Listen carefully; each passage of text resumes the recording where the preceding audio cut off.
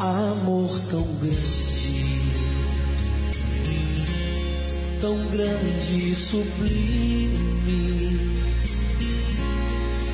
é o amor do meu Criador. Não há nada no mundo que possa igualar-se ao terno amor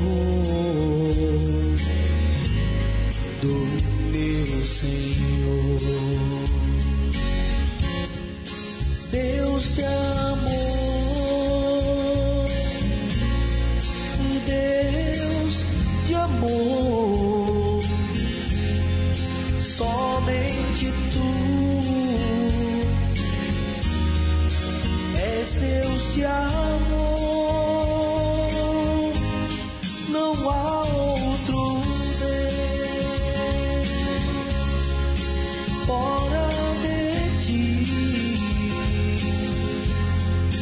Com Seu poder, maravilhas de amor, Deus de amor, Deus de amor, somente Tu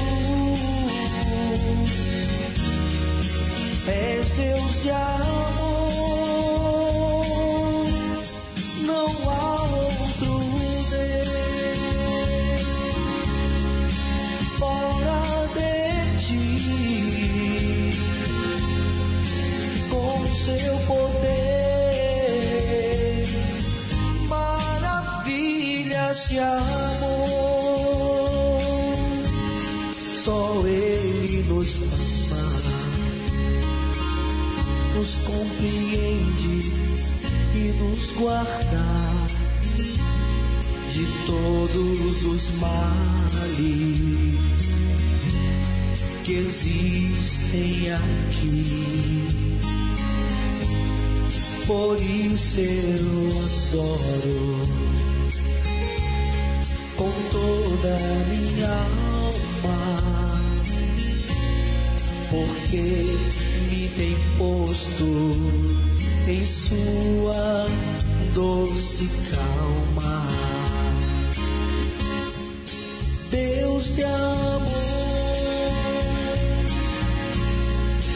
Deus de amor, somente Tu és Deus de amor, não há outro Deus fora de Ti. Com Seu poder, maravilhas de amor.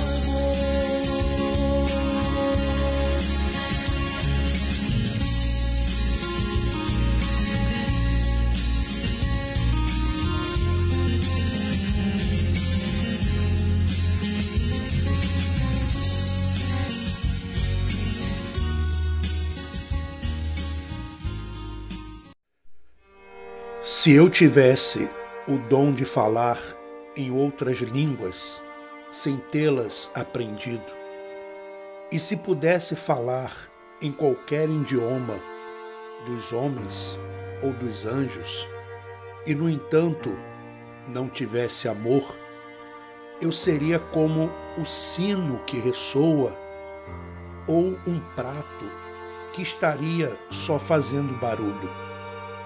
Se eu tivesse o dom de profetizar e conhecesse todos os mistérios e todo o conhecimento, mesmo que eu tivesse o dom da fé, a ponto de falar a uma montanha e fazê-la sair do lugar, se não tivesse amor, nada seria.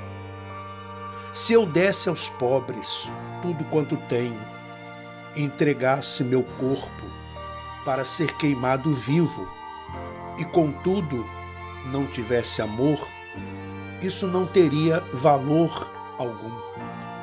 O amor é paciente e bondoso, nunca é invejoso ou ciumento, não é presunçoso nem orgulhoso, não é grosseiro nem egoísta, não é irritadiço nem melindroso, não guarda rancor.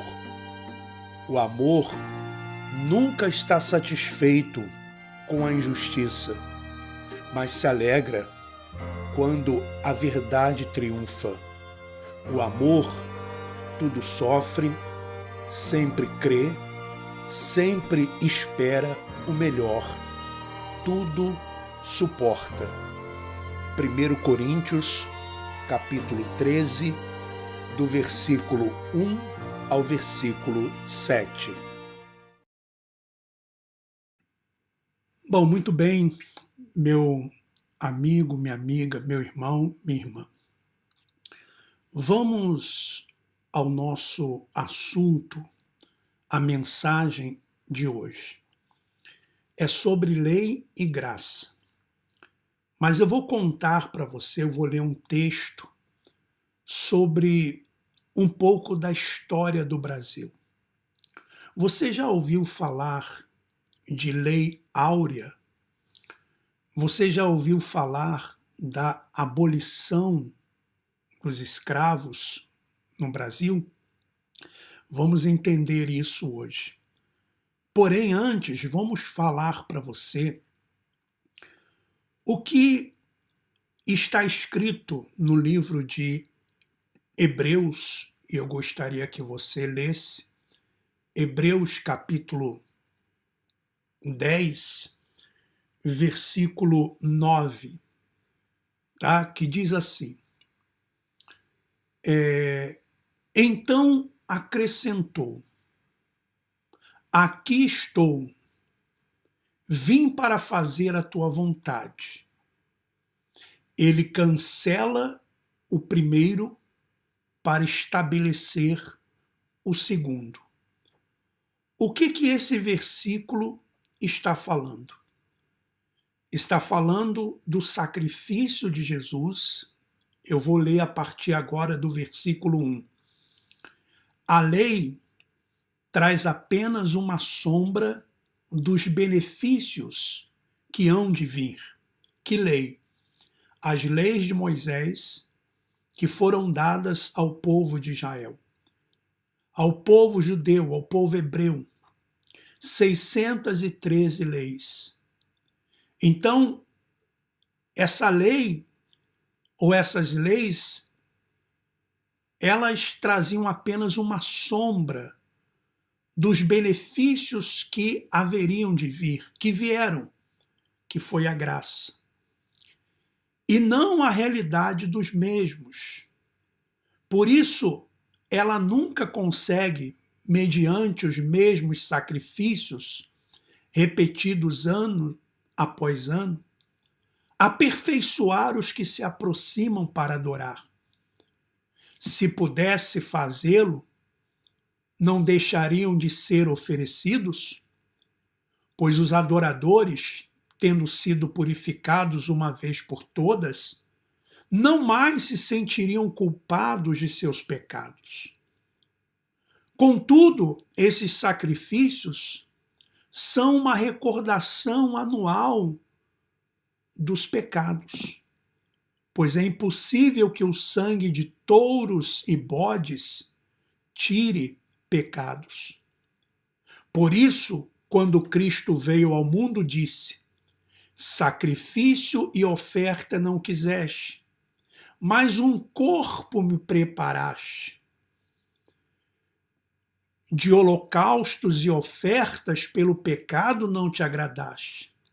Então eu disse: aqui estou no livro.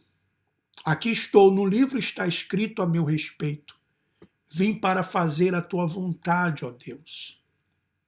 Primeiro ele disse: sacrifícios, ofertas, holocaustos e ofertas pelo pecado nem não quiseste. nem deles te agradaste, os quais eram feitos conforme a lei de Moisés. Então acrescentou: aqui estou, vim para fazer a tua vontade. Ele cancela o primeiro para estabelecer o segundo. Ou seja, cancelou o primeiro pacto, cancelou a primeira aliança para estabelecer o segundo pacto, para estabelecer a nova aliança, para estabelecer, a graça, que foi estabelecida no ano 70. Ela foi conquistada no ano 30, 30 e pouco, com a morte de Cristo no Calvário, e foi estabelecida no ano 70 com a queda do templo, que era o epicentro de todo aquele sistema religioso. Quando se terminaram ali os sacrifícios e toda a lei foi cancelada. O ministério que era de condenação, de morte, foi cancelado. Aqueles sacrifícios que não removiam pecados foram cancelados, porque o sacrifício de Cristo removeu o pecado. Alguém pode perguntar assim: mas nós, se Jesus veio para os judeus, o que ele significa para nós? O que ele significa, meu irmão, minha irmã, é que ele cancelou o ministério da escravidão, o ministério da morte e da condenação. E nós já nascemos debaixo da graça. Nós não nascemos debaixo da lei. O sistema religioso que nos levou para debaixo, novamente, de leis judaicas, das leis mosaicas. O sistema religioso fez isso. O sistema religioso faz isso. Aquilo que Cristo cancelou lá no primeiro século, o sistema religioso traz de volta e coloca as pessoas debaixo novamente de uma escravidão, de leis, mandamentos, ordenanças de homens, como dízimos, como guardas de sábado, como festas judaicas, todas essas cerimônias que não pertencem e não fazem parte do novo pacto da aliança de Cristo. Aí você pergunta: mas eu não estava lá, como que eu fui beneficiado? Você também não estava no ano de 1888, quando foi abolida a escravidão no Brasil. Mas você e eu nos beneficiamos daquilo que aconteceu em 1888. Porque não nascemos debaixo da escravidão. Embora ainda exista hoje trabalho escravo, como muitos ainda querem se aproveitar de mão de obra barata e escravizam, e pessoas às vezes sem condições, elas se colocam debaixo dessas situações. Trabalhos análogos à escravidão, por exemplo, no Brasil. Em outros países também, mas me referindo ao Brasil. Veja, vamos conhecer um pouquinho da história do nosso Brasil. A escravidão no Brasil foi implantada no início do século XVI. Em 1535, chegou a Salvador, Bahia, o primeiro navio com negros escravizados. Este ano é o ano marco do início da escravidão no Brasil, que só terminaria 353 anos depois, em 13 de maio de 1888, com a Lei Áurea. As primeiras pessoas a serem escravizadas na colônia foram os indígenas. Posteriormente, negros africanos seriam capturados em possessões portuguesas como Angola e Moçambique, e regiões como o reino do Daomé, e trazidos à força ao Brasil para serem escravos. Os historiadores apontam várias causas para se empregar a mão de obra escrava nas colônias. Portugal tinha uma população pequena, de cerca de 2 milhões de pessoas, e não tinha condições de dispensar parte de seus habitantes para sua colônia americana, ou seja, Brasil. Para suprir os braços que faltavam, os colonizadores usaram a escravidão, que já era praticada na África e no mundo árabe. O transporte de pessoas escravizadas fomentou a produção de mais embarcações, alimentos, vestuário, armas e outros produtos que estavam ligados ao comércio de gente. Por isso, o tráfico negreiro representou um ótimo negócio para a Europa e movimentava grandes capitais nos 3 continentes. Veja, esse tráfico negreiro, os barcos, as embarcações saíam da África com os negros e 1/3 morria. E isso mudou até mesmo a questão, só para você conhecer um pouquinho da história, isso mudou até mesmo a questão dos tubarões no mar. Porque os tubarões, quando viam já os barcos, eles já seguiam os barcos. Porque sabiam que vários corpos seriam lançados no mar, dos escravos que eram lançados no mar. Desta maneira, portugueses, espanhóis, franceses, holandeses e ingleses tornaram a escravidão um negócio lucrativo. A escravidão sempre foi um negócio lucrativo. Veja, eu amo Portugal e amo os portugueses que aqui estão hoje, dessa geração, porque eles não, enfim, estão aqui hoje, não têm culpa de como que era nessa época, no ano de 1500, e quando os portugueses eles colonizaram o Brasil e outros países. Mas a escravidão sempre foi lucrativa. Por isso que os religiosos na época de Jesus não queriam que aquele sistema acabasse. E por isso mataram Jesus. Por isso que os líderes religiosos não querem falar da graça, porque a graça liberta. A lei escraviza. Enquanto a pessoa estiver debaixo da lei, ela vai fazer sacrifícios, ela vai limpar a igreja, o templo, ela vai lavar a roupa do pastor, ela vai carregar a pasta do pastor, ela vai engraxar o sapato do pastor, ela vai pintar a igreja, ela vai fazer comida para o pastor, né? Então, é mão de obra barata. E assim como existe também o trabalho, né?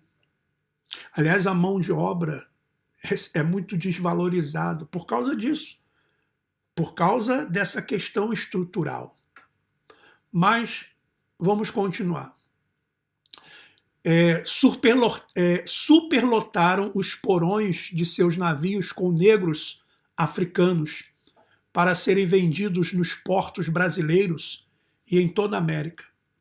Já as pessoas escravizadas não ganhavam nada, ao contrário.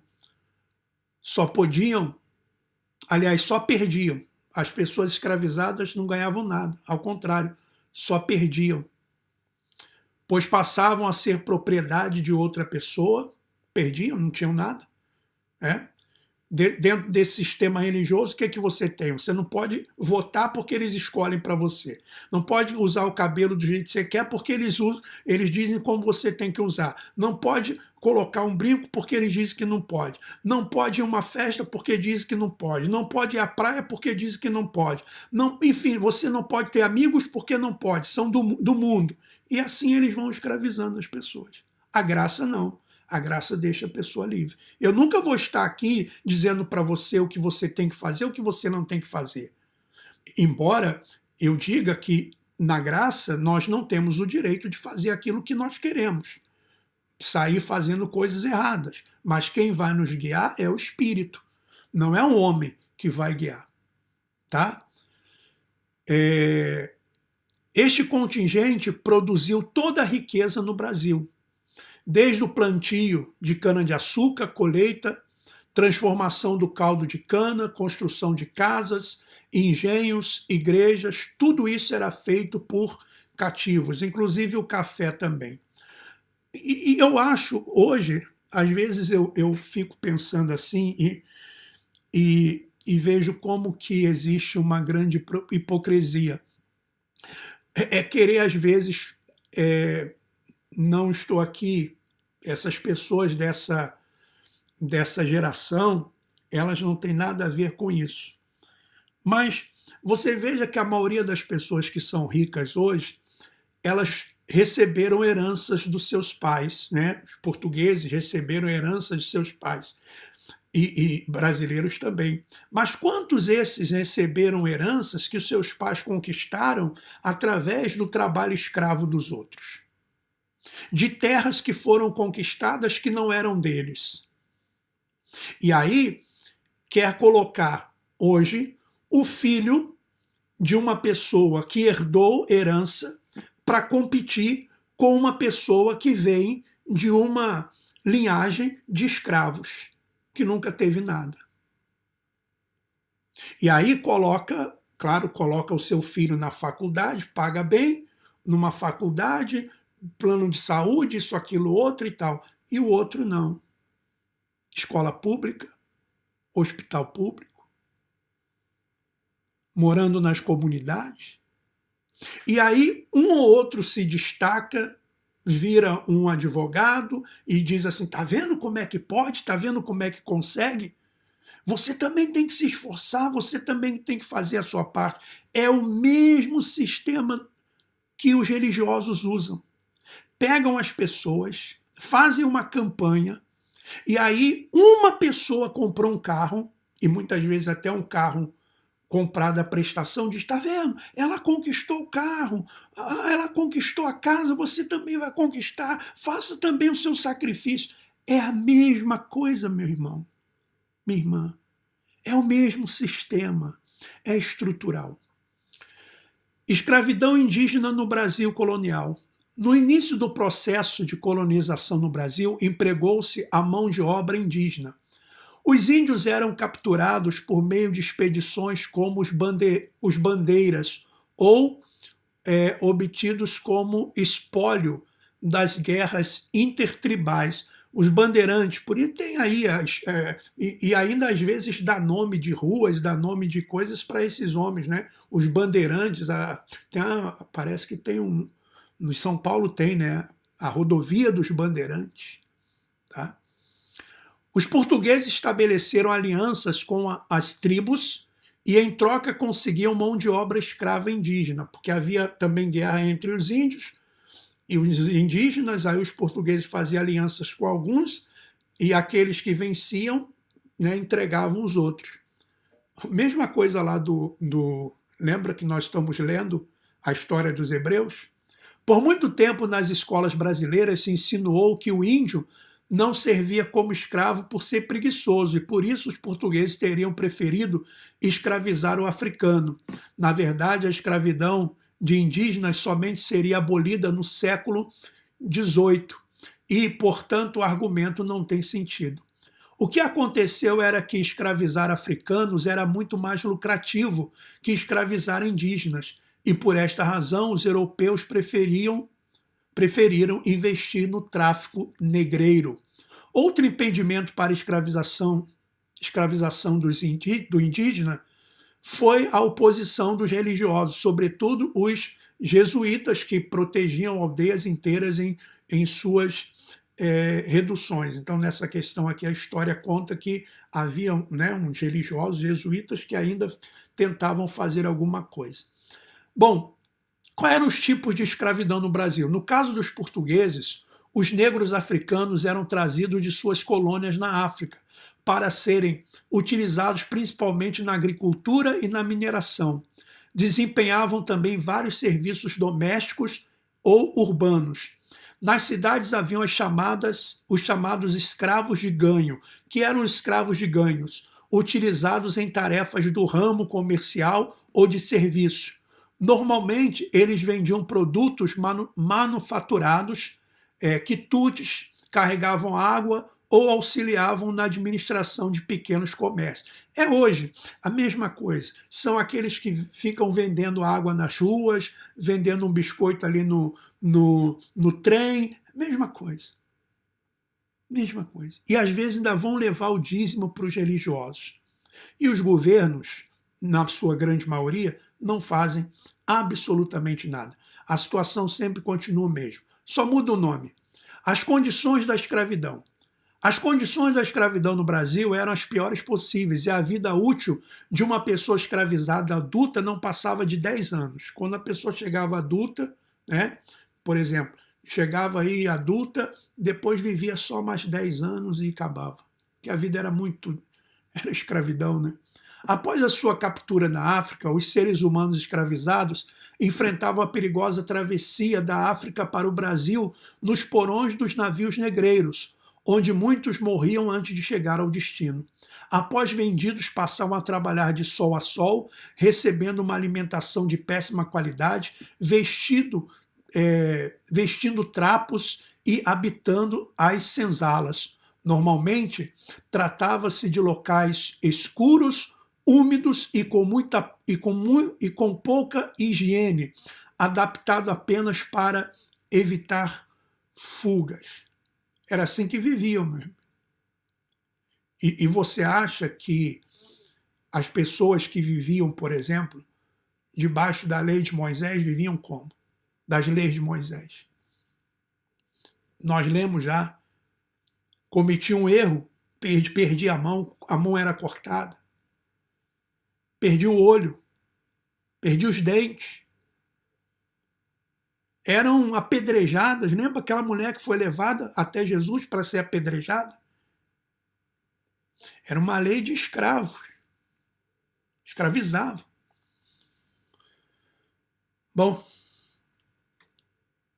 errar não era permitido. Na lei de Moisés também errar não era permitido.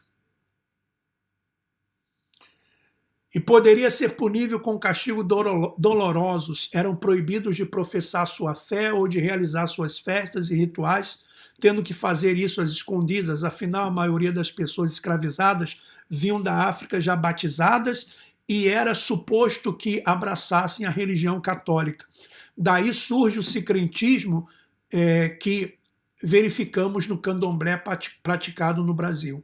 As mulheres negras eram exploradas sexualmente. Como é que era na lei de Moisés? A mulher, quando ela era violentada, se ela não gritasse, ela ainda era apedrejada, ela era culpada. O marido podia caluniar a mulher, dizendo que ela não era virgem quando ele casou com ela. As mulheres eram tratadas assim. E os pastores hoje ainda querem que as pessoas vivam debaixo da lei, das leis de Moisés.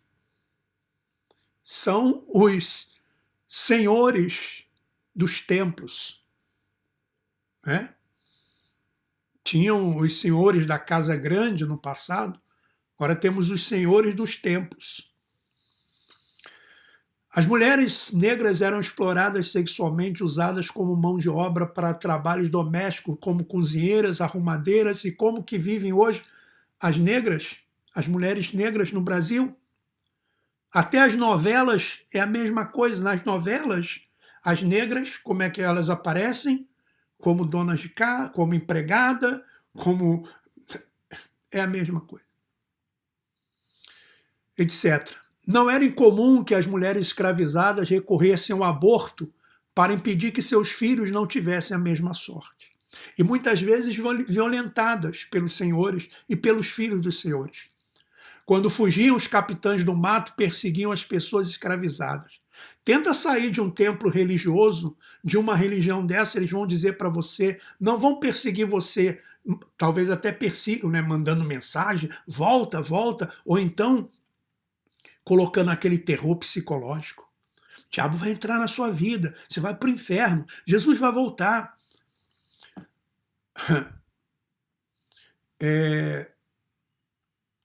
A obtenção da liberdade só era possível quando escapavam para quilombos ou quando conseguiam comprar a carta de alforria.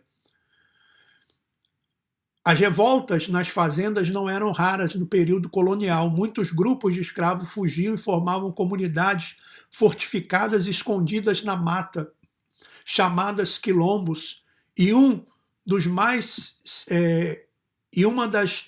significativos no Brasil colonial foi o Quilombo de Palmares. Essas fugas, não sei se é uma lenda, se é uma história, mas eu já ouvi falar que esses trabalhos, que são chamados trabalhos de macumba, que colocam comidas nas encruzilhadas, na verdade, eram eles, os escravos, que colocavam essas comidas nas encruzilhadas e diziam que eram para os seus orixás, para os seus santos, né? Mas, na verdade, eram para aqueles que fugissem e se alimentassem. Tá? Era uma estratégia que eles usavam. Eu ouvi essa história, não sei se ela é verdadeira, mas eu já li sobre isso, tá bom? Então, ali podiam praticar sua cultura, exercer seus rituais religiosos, quer dizer, não havia liberdade, né? No entanto, vários escravizados que não conseguiam escapar preferiam suicidar que continuar cativos. Aí, quando a sociedade europeia começou a adotar as ideias do liberalismo e do iluminismo, a escravidão passou a ser severamente questionada. Afinal, a privação de liberdade não combinava com a nova etapa do capitalismo industrial. Igualmente, quando a Inglaterra aboliu a escravidão nas suas colônias, substituiu por trabalhadores assalariados. Por essa razão, a produção agrícola ali seria mais cara e as colônias inglesas não poderiam concorrer com os baixos preços praticados pelos portugueses. Assim, era necessário transformar a mão de obra escravizada em trabalhadores assalariados. Isto iria igualar os preços da produção e, no futuro, os ex-escravos poderiam se tornar consumidores. Por isso, a Inglaterra, que liderava a nova expansão capitalista industrial, aprovou a lei Bill Aberdeen. Essa transformou a Marinha Real Britânica numa arma contra o tráfico de escravos em qualquer parte do mundo, pois permitiu que seus navios abordassem navios negreiros de qualquer nacionalidade. Importar pessoas para serem escravizadas acabou se tornando cada vez mais caro. No Brasil, o tráfico foi oficialmente abolido em 1850 com a Lei Eusébio de Queiroz. Mais adiante, em 1871, a Lei do Ventre Livre garantiu a liberdade aos filhos de escravos, porque era assim, o escravo e o filho que nascesse também era escravo. Tá? E em 1879 teve início a campanha do abolicionista liderada por intelectuais e políticos. Posteriormente, a Lei dos Sexagenários, ou seja, em 1885, quando quem tinha já 60 anos garantia liberdade aos escravos maiores de 60 anos. Vamos falar da Lei Áurea. Só quero fazer aqui uma observação. Da onde surgiu esse termo assim, para inglês ver? Porque como os ingleses começaram a trabalhar contra o trabalho, contra a escravidão, então impuseram algumas coisas ao Brasil. E o Brasil dizia, não, tá bom, nós vamos aqui libertar os escravos e tal, para inglês ver. Tá certo? Da onde surgiu esse termo, para inglês ver. Bom, a abolição da escravidão no país foi concedida pela Lei Áurea, aprovada pelo Senado e assinada pela Princesa Isabel em 13 de maio de 1888. A Lei Áurea encerrava décadas de discussão em torno de várias questões, porém o mais importante era: se os escravos fossem libertados, o governo pagaria indenização aos proprietários? Por fim, venceu a tese de que os donos de escravos não receberiam nenhuma compensação financeira. Isso retira o apoio dos latifundiários escravistas que os escravistas davam à monarquia. Quando surge o golpe republicano, os grandes proprietários de terra sustentam o novo regime. Aliás, no Brasil hoje acontece a mesma coisa com esse pessoal aí, alguns que são considerados do agro, tá? Libertos sem qualquer plano, os ex-cativos se viram entregues à própria sorte e passaram a formar um enorme contingente de pessoas sem qualificação. E aí, depois vem Guerra do Paraguai e tal, muitos presos são também libertos, e aí vão surgindo também o que se chamava até então favelas no Rio de Janeiro, né, de pessoas que foram, enfim, totalmente abandonadas à própria sorte. Abandonadas à própria sorte. Mas a Lei Áurea foi assinada pela Princesa Isabel, mas ela veio sendo conquistada durante muito tempo. E depois também teve que ainda ser conquistada, e até hoje ainda se briga. E existem três intelectuais negros que tiveram grande participação, que foi Luiz Gama, também José do Patrocínio e André Rebouça. Então, meu irmão, minha irmã, hoje você não é um escravo, literalmente, né? Porque alguém lá atrás aboliu a escravidão. Hoje nós não vivemos mais debaixo da lei de Moisés, porque Jesus lá atrás cancelou, aboliu. É difícil de entender? É difícil de entender? Para mim, está claro? Eu não tenho nenhuma dúvida disso. Só que da mesma forma como hoje ainda existe o sistema financeiro que quer escravizar a mão de obra barata, os líderes religiosos também querem colocar hoje as pessoas de volta debaixo das leis de Moisés. Bom, eu queria falar mais, porém, né, falemos mais em uma outra oportunidade. Vamos agora fazer a oração, porque isso dá uma repulsa, isso nos dá uma indignação, que é melhor a gente parar e orar. Eu sou filho de negro, meu pai era negro. A família toda do meu pai era família de negros africanos. E hoje em dia tem que ter cota mesmo na faculdade para negros. Tem que ter. Aliás, existe uma dívida histórica com esse povo, com os negros. Existe uma dívida histórica. Tá?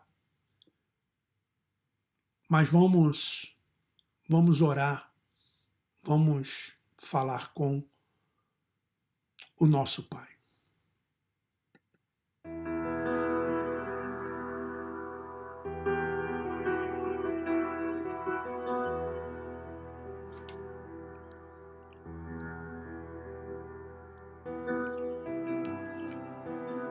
Ó Pai amado e querido, primeiramente,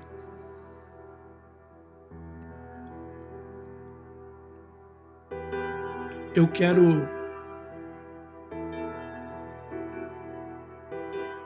exaltar ao Senhor, glorificar o Teu nome, pois somente o Senhor é digno de honra, de louvor e adoração. Sabe, alguém disse que quem não conhece a sua história está fadado a repeti-la. E desde a história dos hebreus, nós vemos ali um povo querendo conquistar o outro, fazendo o outro escravo, pagador de impostos. Na época da lei também era assim, das leis de Moisés. O povo tinha que sustentar os sacerdotes,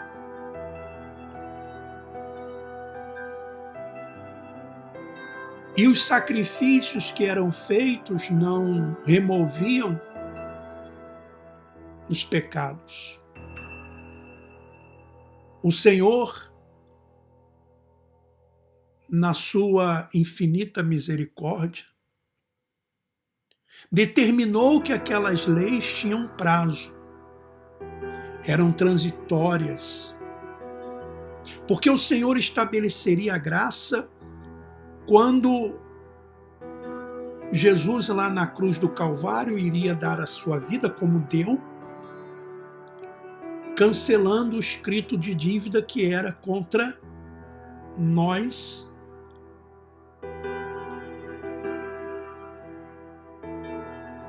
E pôs fim, e nós nascemos debaixo da graça. Como também os nossos antepassados, nós brasileiros, os nossos antepassados eram escravos, e se nós não tivéssemos tido em 1888 a abolição da escravidão, nós nasceríamos debaixo da escravidão. Mas ainda bem que a luta dos nossos antepassados, a assinatura da princesa Isabel aboliu a escravidão.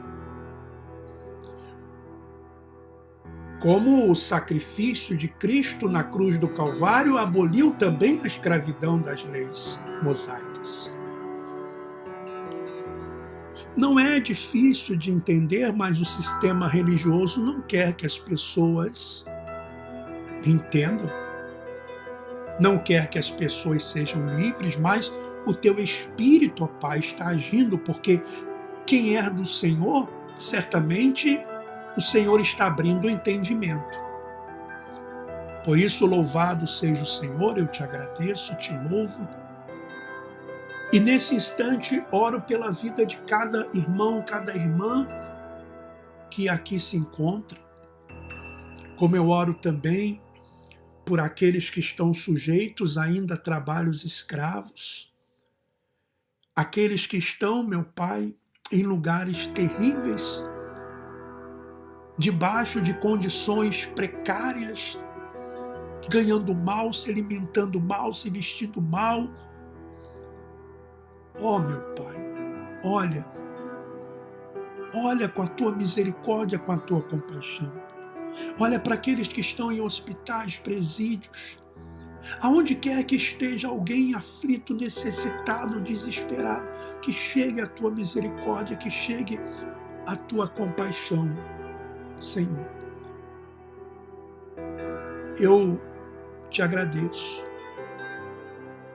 E que o Senhor olhe para os idosos, para as crianças, olhe para todos, meu Pai. Eu te peço, e tenho certeza que O Senhor cuida de cada um. Seja o Senhor glorificado e exaltado. E todos os que creem, digam: assim seja.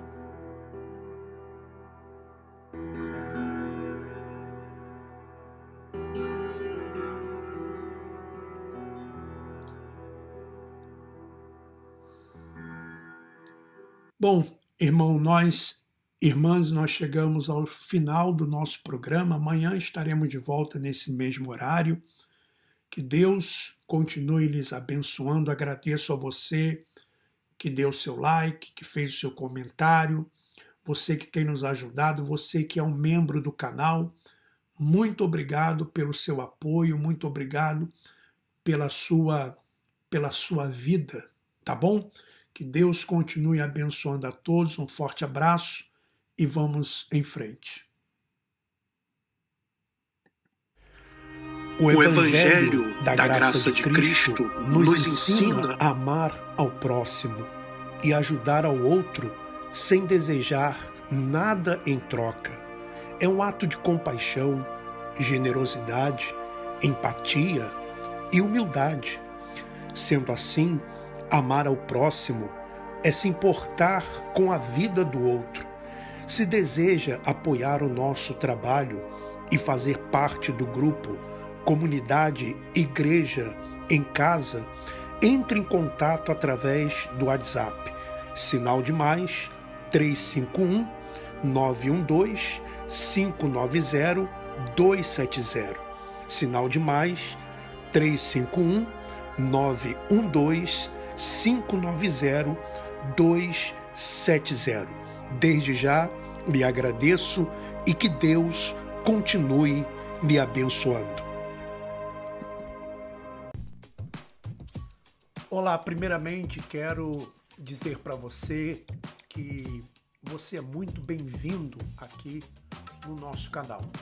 E hoje, neste pequeno vídeo, eu gostaria de lhe mostrar como que você pode ser um membro do canal.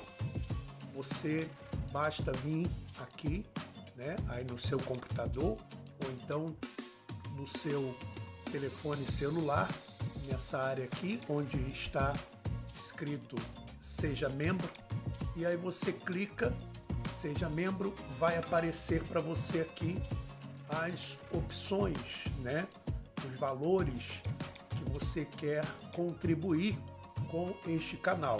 Aí você escolhe um valor e clica em Seja Membro, tá bom?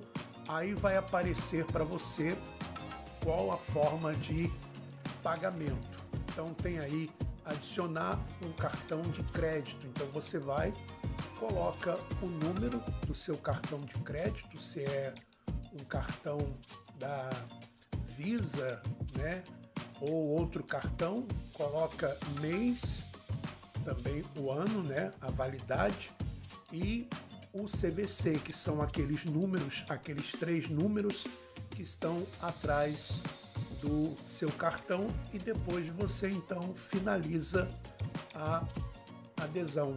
Você se torna um membro do canal, um apoiador aqui do canal Alfredo Paulo. Tá bom? Muito obrigado, que Deus continue lhe abençoando.